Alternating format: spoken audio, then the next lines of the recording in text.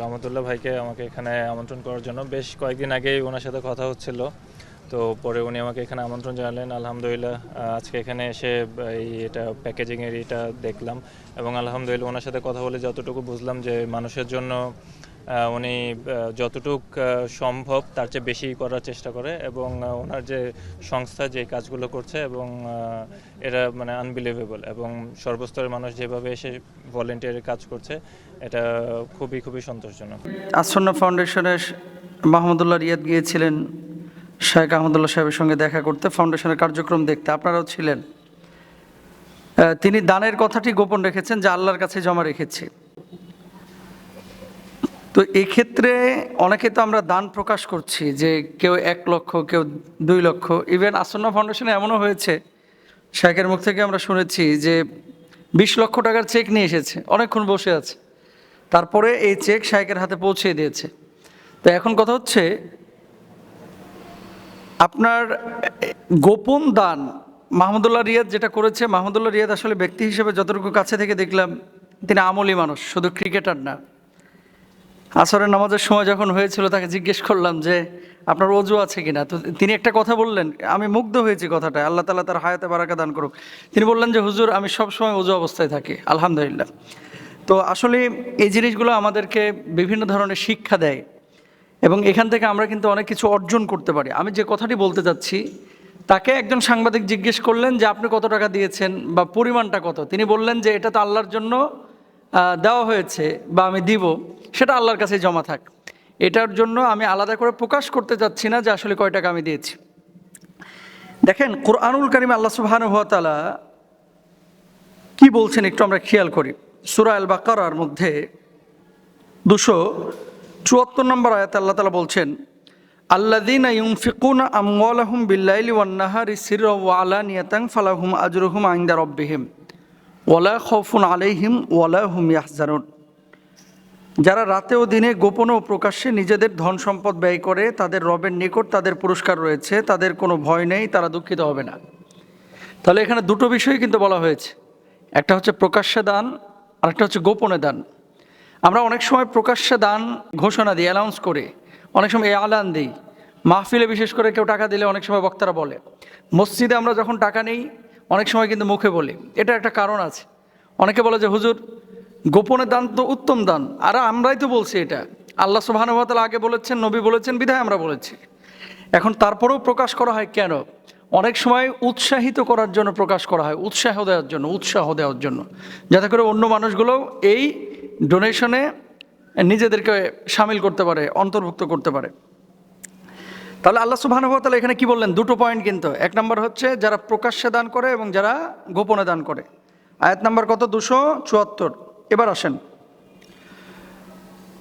আল্লাহ সুবহানাহু ওয়া তাআলা সূরা আল বাকারার 271 নম্বর আয়াতের মধ্যে কি বলছেন?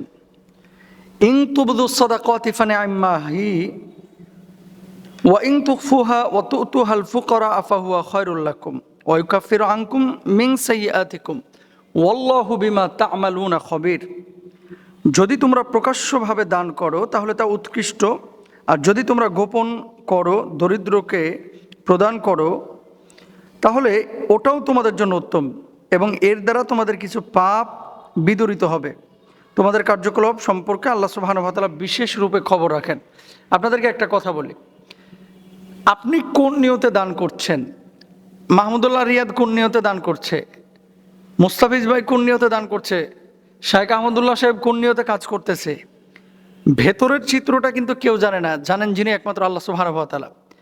এখন অনেক মানুষ আছে বন্যায় 20 লক্ষ টাকা দান করেছেন, অনেক মানুষ আছে 3 লক্ষ টাকা দান করেছেন। ওই যে টিএসসিতে এক ভাইকে দেখলাম, ব্যাংক নিয়ে এসেছে, ব্যাংক। তার মা 4 বছর আগে মারা গিয়েছে, 4 বছর আগে তার মা এই মাটির ব্যাংকে টাকা জমাইত। তো কত টাকা এই ব্যাংকের ভিতরে ছিল এটা তিনি জানেন না, এই ব্যাংকটা তিনি খুলেনও নাই। কেন?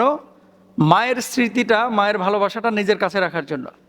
যেখানে পয়েন্টটা সেটা হচ্ছে এই মানুষটা পুরো ব্যাংকটা কিন্তু এখানে দান করে দিয়েছে, খোলার পরে দেখা গেল হাজার হাজার টাকা। তো দেখেন, কেউ কেউ আছে যে লক্ষ লক্ষ টাকা দান করতেছে বিভিন্ন কোম্পানি লোক দেখানোর জন্য। আমি জানি না যে কারা এমন করতেছে, কিন্তু আছে এরকম যে মানুষ আমাকে বাহবা দেবে। আর কিছু কিছু মানুষ আছে যারা সামান্য কিছু টাকা পয়সা দিচ্ছে কিন্তু সেটা একমাত্র আল্লাহ সুবহানাহু ওয়া তাআলার জন্য। সুতরাং প্রত্যেকটা ক্ষেত্রে আমাদের উচিত যে হৃদয়টাকে প্রশস্ত করা, সব কাজ একমাত্র আল্লাহর জন্য করা, কোনো মানুষের জন্য না করা, মানুষকে দেখানোর জন্য না করা। স্বেচ্ছাসেবী হিসেবে অনেকে কাজ করছে, অনেক ছাত্র ভাইরা, মাদ্রাসার স্টুডেন্টরাও কাজ করতেছে, ফাউন্ডেশনের কাজ করতেছে, বিভিন্ন ত্রাণ কার্যক্রম যেখানে পরিচালিত হচ্ছে সেখানে কাজ করতেছে। এখন কে আল্লাহর জন্য করতেছে আর কে পিকনিকের জন্য, আনন্দ করার জন্য করতেছে, এটা আল্লাহ ছাড়া কেউ জানে না। সুতরাং আমাদের হৃদয়টাকে প্রশস্ত করা, হৃদয়টাকে উদার করা, হৃদয়টাকে বিশুদ্ধ করা আমাদের প্রত্যেকের জন্য জরুরি।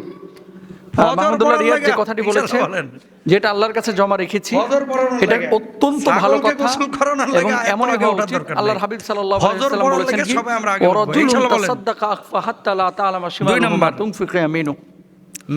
ডান হাত কি দান করেছে বাম হাতও টের পাচ্ছে না। এই দানগুলো এভাবে যারা দান করবে, এটাও আল্লাহ তাআলা নবীর মাধ্যমে জানিয়েছেন, কিয়ামতের ময়দানে আরশের নিচে তাদেরকে আল্লাহ সুবহানাহু ওয়া তাআলা বিশেষ ছায়ার ব্যবস্থা করবেন সকালবেলায়। 4 নম্বর, শরীয়ত সম্মত সাজসজ্জা করবেন। নতুন পোশাক হতে হবে জরুরি না, কিন্তু পুতু পবিত্র পোশাক হতে হবে। 5 নম্বর, সামর্থ্য অনুপাতে উত্তম পোশাক করবেন। তারপরে 6 নম্বর, সুগন্ধি ব্যবহার করবেন। শরীয়ত সাজসজ্জা বুঝছেন, ওই মেয়েরা এমন সাজসজ্জা করে যেটা শরীয়ত অনুমোদন করে না, ছেলেরা এমন পাঙ্কু কাটিং চুল মারছে শরীয়ত অনুমোদন করে না, এমন জিন্সের প্যান্ট পরে ঈদগাহে আসছে বা নামাজে আসছে, দেখলে বোঝা যায় যে এটা মানে হিরো আলমের ছোটো ভাই। কথা বলেন ঠিক না? এরকম কিছু লোক আছে কিন্তু, মানে পোশাক আশাক এটা, এই শোনেন, ভিউয়ার্সেরও তো একটা বিষয় আছে, এই যে যারা দেখছে, খাচ্ছেন কি জিহ্বায় কোনটা স্বাদ লাগতেছে এটা কিন্তু আমি বুঝবো না, এক একজনের পছন্দ এক একটা। কিন্তু পোশাক আপনি যেটা পরছেন এটা কিন্তু মানুষ দেখে, আপনার কাছে মনে হচ্ছে আপনি পৃথিবীর সেরা জামাটা পরছেন, মানুষ যেন এটা দেখে তাকায় বলতেছে এর কোনো রুচি আছে, বুঝছেন? তো নবীজি যেরকম পোশাক পরতে বলছে এরকম আমরা পোশাক পরবো ইনশাল্লাহ, বলেন। আচ্ছা, তারপরে আবার মনে করেন না আমি হিরো আলমকে খাটো করতেছি, মানুষ হিসাবে আমি বলতেছি না, আমি বলতেছি যে ড্রেস, গেট আপ, এটা অনেক হুজুরও আছে বাইরে ভাই এমন চক্রা বকরা জামা পরে মনে হয় যে ধুন সাপ হাইটা যাচ্ছে, কথা বুঝেন নাই? এখানে এম্বোডারি, এখানে এম্বোডারি, এখানে ফুল, এখানে ফুল, এই হাতের মধ্যে এই আবাস আবার এমন একটা অবস্থা। কিছু লোক আছে আপনাদের মধ্যেও এমন পোশাক পরে ঈদের দিন যেন যাত্রা পালা গান করতে আইছে, বুঝছেন না? এরকম কোনো সাজসজ্জা গ্রহণ করা যাবে।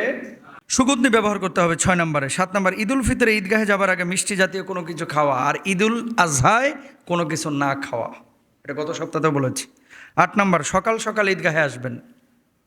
আপনাদের তো আবার এক কোর্স নাকি ঘুম দেওয়া লাগে, তারপরে আপনারা আসেন। ঈদুল ফিতরে ঈদগাহে যাওয়ার পূর্বে সদকায়ে ফিতর আদায় করা, কিন্তু ঈদুল আজহায় সদকায়ে ফিতর নাই।